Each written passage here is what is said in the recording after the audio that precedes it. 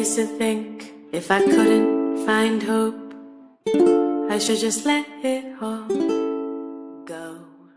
Hey, coucou les plantes addicts. Je fais cette petite vidéo aujourd'hui pour vous montrer comment dire la mise en sphène, on va dire entre guillemets, de tronçons de verrucosum. Donc philodendron verrucosum. Mon philodendron verrucosum étant vraiment pas en forme, j'ai coupé pas mal et j'ai gardé donc les tronçons là, des petits bouts de tronçons. Je vais vous montrer ça de plus près après. Qu'on va mettre donc comme substrat pour les faire repartir en sphène perlite humide dans une boîte hermétique que je mettrai quand même dans ma serre. Et donc je fais cette petite vidéo là aujourd'hui pour vous montrer donc cette action. Et puis régulièrement je vous referai une petite vidéo où j'ajouterai une petite partie dans une autre vidéo pour vous montrer donc leur évolution. Voilà, donc je reprends tout de suite, je vais placer la caméra de manière à ce que vous voyez bien ce qui va se passer. À tout de suite. Donc voilà, donc la petite gamelle plastique que je vous disais, avec son couvercle, fraîchement nettoyé. On a besoin de perlite, de sphène, et donc voici mes tronçons. Celui-là il n'est pas en forme. Donc là, il était en sphène déjà depuis un petit temps. On verra bien si ça reprend ou pas. Celui-là, c'est pareil. Il était en sphène depuis, je sais pas, environ 2 semaines. Donc, vous voyez, il y a un petit départ qui s'est fait. Je vais le remettre avec les autres. Voilà. Et donc, nous avons tout un tas de petits tronçons.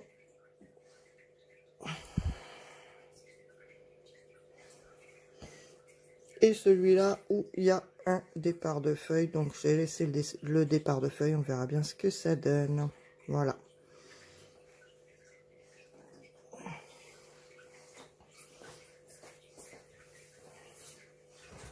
Donc, hop, là, la sphène, c'est le pot où il y avait déjà les 2 petits tronçons que je vous ai dit qui étaient en sphène depuis 2 semaines.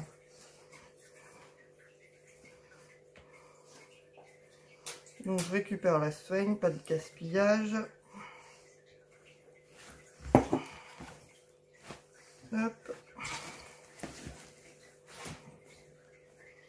Que je vais mélanger donc avec de la perlite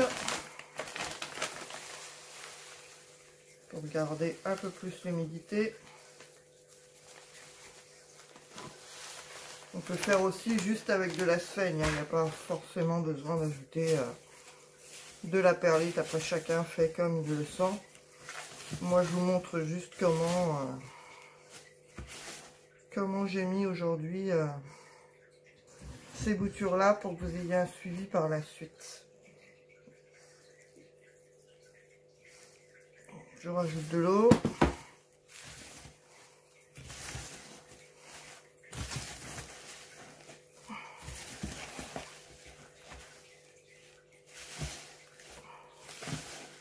Je mélange bien tout ça pour que l'eau est bien tout imprégnée.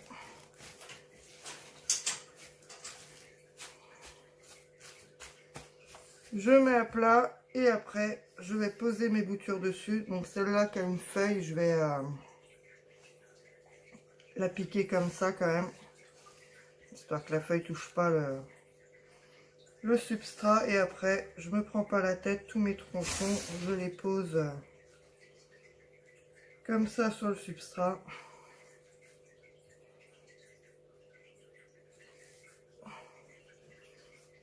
Et on verra bien.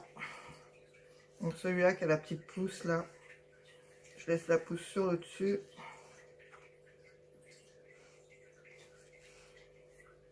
Alors moi personnellement je ne la recouvre pas parce que je trouve que quand on les recouvre avec le substrat ça met plus longtemps, voire même ça moisit assez rapidement. Donc voilà, donc je laisse comme ça. Il n'y a rien de plus à faire, pas à se prendre la tête. Je remets le couvercle et je vais mettre ça dans ma serre, donc chauffée. Et puis je vous tiendrai au courant au fur et à mesure de l'évolution. Vraiment une courte vidéo, c'était pour que vous puissiez avoir la mise en substrat donc des tronçons du Verrucosum. Et puis soit je vous referai des petites vidéos de temps en temps pour vous montrer l'évolution, soit sur une autre vidéo je vous rajouterai une petite partie concernant l'évolution de ces tronçons. Donc voilà, donc je vous le dis, on est le mardi 19 janvier 2021 bien sûr. Et puis voilà, comme ça je vous dirai au fur et à mesure, je pense peut-être toutes les semaines que je vous montrerai un peu l'évolution de ces petits tronçons. Voilà, j'espère que cette courte vidéo vous aura plu quand même, et puis en espérant avoir pas mal de petits tronçons qui reprennent, et puis on verra ça par la suite.